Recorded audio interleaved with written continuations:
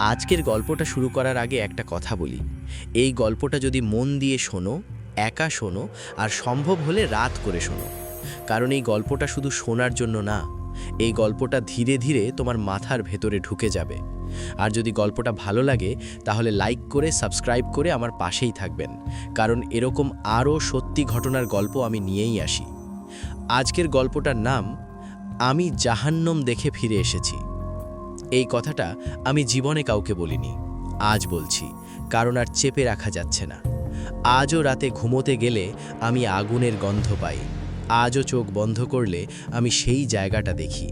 আর সবচেয়ে ভয়ঙ্কর ব্যাপার হলো, আমি জানি না আমি পুরোপুরি ফিরে এসেছি কিনা। এই গল্পটা একেবারে আমার নিজের সঙ্গে ঘটে যাওয়া ঘটনা। আমি তখন খুব সাধারণ একজন মানুষ, চাকরি করি, বাড়ি ফিরি, খাই, ঘুমাই, আর 5 জনের মতোই। কোনোদিন ভাবিনি এমন একটা জায়গায় যেতে হবে যেখানে গেলে মানুষের বিশ্বাস নড়ে যায়, ঈশ্বরের নাম মুখে এলেও গলা শুকিয়ে যায়। সেই দিনটার কথা আজও পরিষ্কার মনে আছে। শুক্রবার, অফিস থেকে ফিরতে ফিরতে রাত হয়ে গিয়েছিল। বাইরে অদ্ভুত রকমের নীরবতা ছিল, যেরকম নীরবতা হলে কানে নিজের শ্বাসের শব্দ শোনা যায়। বাসায় ঢুকে দরজা বন্ধ করলাম, আর ঠিক তখনই মনে হলো ঘরের ভিতর আমি একা নই। এই অনুভূতিটা যারা পেয়েছে তারা জানে এটা কল্পনা না।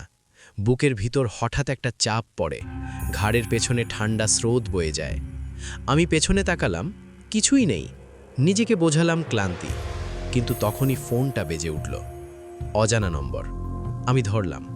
ওপাশ থেকে কেউ খুব ধীরে বলল, তুমি কি নিশ্চিত তুমি এখনো জীবিত? এই প্রশ্নটা শুনে আমি হাসলাম, কিন্তু হাসিটা গলার ভেতরেই আটকে গেল, কারণ লোকটা আমার নামটা বলল। শুধু নাম না, যে নামে আমাকে শুধু আমার মা ডাকতেন, সেই নাম। আমার হাত কাঁপতে লাগলো। আমি জিজ্ঞেস করলাম, আপনি কে? ওপাশ থেকে উত্তর এলো, আজ রাত 12টায় তুমি সেটা নিজেই জানতে পারবে। ফোন কেটে গেল। ঠিক সেই মুহূর্তে ঘরের লাইট নিভে গেল। বাইরে তখনও কোনো শব্দ নেই। বিদ্যুৎ চলে যাওয়ার অন্ধকার আর ভিতরের অজানা ভয়ের অন্ধকার দুটো একসঙ্গে মিশে গেল। পরদিন সকালে দরজার সামনে একটা খাম পড়ে থাকতে দেখি। কোনো নাম নেই, কোনো ঠিকানা নেই। ভিতরে শুধু একটা কাগজ, একটা ঠিকানা, আর লেখা, যদি সত্য জানতে চাও আসবে। ঠিকানাটা শহরের বাইরে, পুরনো শ্মশানের পাশে। আমি জানতাম যাওয়া উচিত না, তবু গেলাম। কারণ মানুষ সবসময় ভয়কে এড়াতে পারে না, কিছু ভয় মানুষকে টেনে নিয়ে যায়। রাত ঠিক 12টায় আমি সেখানে পৌঁছালাম। চারপাশে কুয়াশা, শ্মশানের চিতা নিভে থাকা ছাই, বাতাসে পোড়া কাঠের গন্ধ। বাড়িটা দেখেই মনে হলো এটা বাড়ি না, এটা কোনো অপেক্ষার জায়গা। দরজায় তালা ছিল না।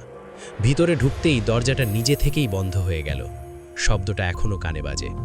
ভিতরে অন্ধকার, কিন্তু দেয়ালের কোণে লালচে আলো, ধূপ আর রক্তের গন্ধ একসঙ্গে। আমি হাঁটতে হাঁটতে একটা ঘরে ঢুকলাম, আর তখনই বুঝলাম এই ঘরটা স্বাভাবিক না। চারদিকে শুধু আয়না। আমি যেদিকেই তাকাই নিজেকেই দেখি, কিন্তু একটাতে আমার প্রতিবিম্ব একটু দেরিতে নড়ছিল। আমি হাত তুললাম, প্রতিবিম্বটা হাত তুলল না, ও হাসল। ঠিক তখনই মেঝে কেঁপে উঠল। মনে হলো মাটি আমাকে গিলে নিচ্ছে। আমি পড়ে গেলাম, অনেক নিচে। পড়ার সময় কোনো শব্দ নেই, শুধু মনে হচ্ছিল আমি কোনো জায়গা থেকে ছিটকে বেরিয়ে যাচ্ছি। যখন চোখ খুললাম, চারপাশ অন্ধকার, কিন্তু আগুনের তাপ আছে। মানুষ আছে, কিন্তু তাদের চোখ নেই। তারা সবাই ফিসফিস করে বলছে, আমরাও তোমার মতোই ভেবেছিলাম আমরা ফিরে যাব। আমি চিৎকার করতে চেয়েছিলাম, পারিনি। তখন একটা কণ্ঠস্বর এলো, কোনো দিক থেকে না, যেন মাথার ভেতর থেকে। কণ্ঠটা বলল, এটা জাহান্নাম না, এটা তার দরজা। আমি কাঁদতে কাঁদতে বললাম, আমি ফিরে যেতে চাই। কণ্ঠটা বলল, ফিরবে, কিন্তু একটা শর্তে। শর্তটা ছিল, আমি যা দেখেছি, যা পেয়েছি, যা এখনও পাই, সব বলতে হবে, মানুষকে জানাতে হবে।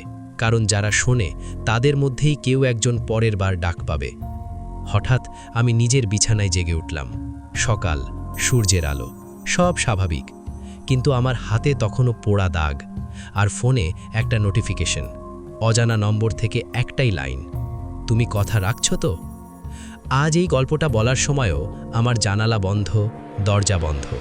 তবু মাঝে মাঝে মনে হয় কেউ বাইরে দাঁড়িয়ে শুনছে। আর সবচেয়ে ভয়ঙ্কর কথা জানো, আমি আজও নিশ্চিত না আমি পুরোপুরি ফিরে এসেছি কিনা। কারণ মাঝরাতে যখন ঘুম ভাঙে আমি এখনও সেই কণ্ঠস্বর শুনি। পরের বার আর ফেরার দরজা থাকবে না।